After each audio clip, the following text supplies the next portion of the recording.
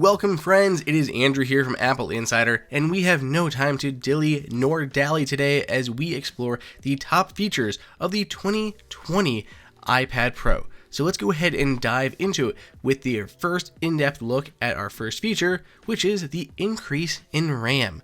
The new iPad Pros across the board ship with 6 gigs of RAM. Now, previously on the 2018 models, only the 1 terabyte configurations would ship with that 6 gigs of RAM. Now, there's a few different impacts that this will have on you for daily life.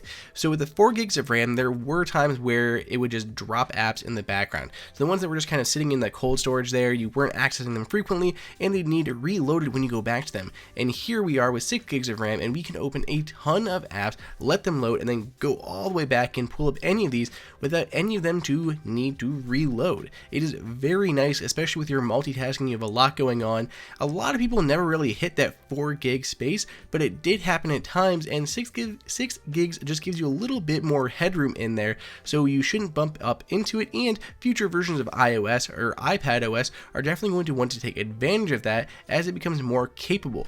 You're also going to open up more tabs in Safari and jump between them without those pages having to reload. Then we have the ultra-wide angle lens. Now, let's go ahead and admit a fact. People take photos with their iPads. It may be embarrassing, but it happens a lot more than we all want to admit. So now we have the 12 megapixel sensor as well as that 10 megapixel ultra wide lens, and you can see such a difference that it makes. We first saw that ultra wide lens coming on the iPhone 11, the iPhone 11 Pro, and the iPhone 11 Pro Max, and now of course it has made its way to the iPad. There's a lot of nice stuff you can do with it, whether you're just taking photos around your house or you're planning things, or if you're doing it in a professional capacity where you need to be taking shots out in the field. Say you're an inspector going out somewhere, snapping pictures on your iPad and making annotations, it's very important to have that extra wide angle lens. Just looking around the house in our quarantine now, you can see taking pictures of dogs or even of our furniture and stuff, there's a huge difference between the standard lens and that ultra wide angle lens. Sitting next to those two cameras is the new LiDAR scanner.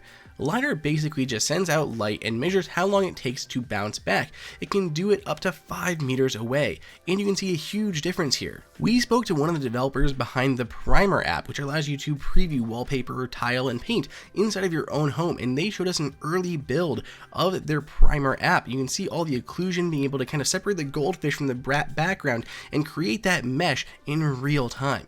It of course has other practical applications as well, including revamping the Measure app, which is actually our next top feature. The Measure app is almost completely new here in the new iPad Pros. So it has the same functionality as before, so you can go ahead and measure things using the camera on your iPad, but it now works from further away, is far more stable, and handles weird rooms a whole lot better. Take a look at this really odd corner in one of the rooms in my house.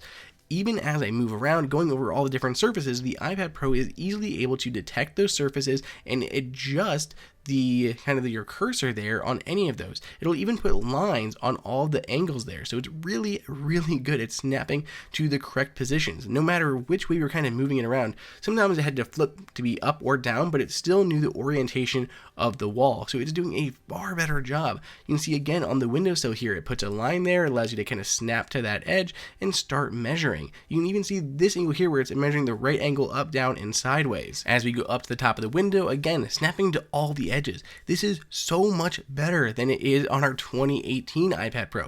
Even right angles here, it's just so much more functional and useful, and it's recording all of this stuff into a little log, so you can pull it back up at any time. So while we're capturing all these numbers, I can go ahead and tap on that little list icon and see all the measurements that I've captured so far. Works better in this room here. We have a huge wall, we have artwork on the wall. I want to kind of get a rough idea of how large that is. I want to measure the width of the wall, and this is something we actually had to do, and it was a pain in the butt and near impossible to do with the previous generation iPad Pro. We'll show you that in just a second, but I want to show you how easy it is with the new one. It snaps to the corners, go all the way across the room. Boom, I can get closer, I can get further away if I have to. You can't use the ultra wide angle lens, which is a little bit of a bummer, but overall we've been very happy with how well this works. You can see it jumping around our artwork on the wall. It does kind of get confused with the shadows, and you can manually put those in, but overall it's done a great job with this new version of the Measure app. It's actually going to be useful for me going into the future with the new Pros. Of course, when we jumped into the old iPad Pros, it had me move around the iPad a lot longer than the other one. The other one just immediately started working. The old iPad Pro needed a second to kind of orientate itself. And then it kept telling me to move closer to everything because I was just too far away, which makes it really hard when you're trying to measure something larger or you're in a room. So I had to go really close to that corner and then move all the way across to this corner. And when I was doing this originally, before the wallpaper was up, it was impossible because it was just a gray wall and there was almost nothing for it to kind of snap onto. And even there, it seems like it's not even getting that corner quite right. It's even worse going around the artwork on the wall, and there's no list view. So overall, the Measure app on the updated iPad Pros is fantastic, partially thanks to possibly that wide angle lens getting a little bit more further out, kind of gives it better perspective with two lenses, and that LiDAR sensor. Before we wrap up our last few top features, I want to take a moment to thank our sponsor for this video, PaperLike. So if you have not seen PaperLike before, I just discovered this and I'm already in love with it. Basically, it's a screen protector for your iPad, but it makes it feel like paper instead of a glossy fingerprint trapping display. You can see here with it attached to my iPad, it looks seamless. It has a matte finish. It's not nearly as matte as the anti-glare ones. It's very easy to put onto your iPad. It only takes a few minutes and they include everything you need. And then whether you're drawing and using the Apple Pencil, it feels a lot nicer. Whether you're reading, which cuts down on glare, it makes it feel almost like you're reading a book or a newspaper thanks to that matte finish. It's not so kind of hard on your eyes and it just feels really great to move your finger around on. There's not as much drag and it's actually a lot more comfortable to use the iPad for longer periods of time. So the PaperLike screen protectors, I am in love with these. If you guys want to learn more, and I encourage you to do, definitely check out the link down below in the description. I'd love to hear your thoughts. I've already put these on both my new iPads, so it's definitely something that I'm going to be using going forward. Resuming our top features, we have the A12Z Bionic processor. Now, the previous generation iPad Pro launched with the A12X Bionic processor. So what's the difference with the A12Z?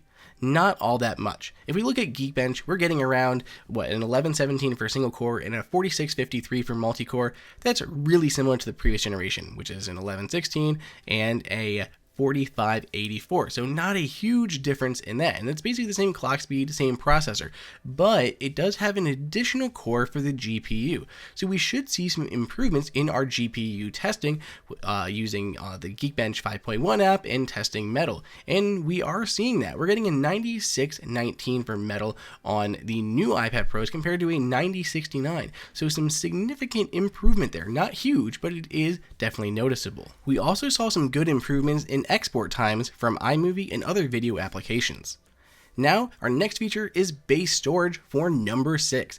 Apple has increased the base storage from 64 gigs to 128 on the entry-level iPad Pros, whether you're looking at the 11 or the 12-inch version. That is important.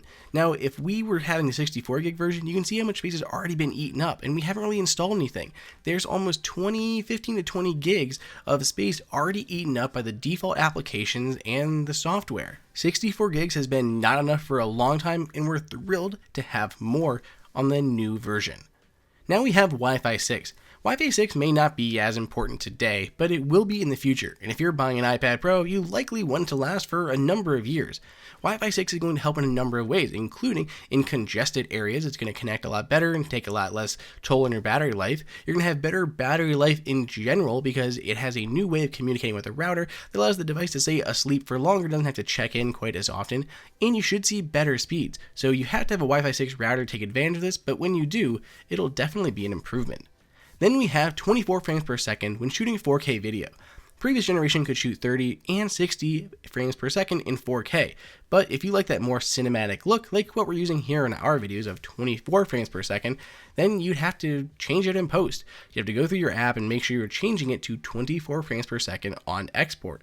And sometimes people just didn't do that, and it gave it kind of a really odd look to the video, kind of soap opera-like, that kind of motion blur. It just didn't look right. But now there's a new 24 frames per second option for those cinephiles. So that's pretty much it. Those are our favorite new features on the updated iPad Pro. I'd love to hear what you guys think. What is your favorite new feature? And are you going to be picking up a new iPad Pro? Let me know on Twitter at Andrew_OSU, and be sure to check out our sponsor for this video, PaperLike, at the link down below in the description.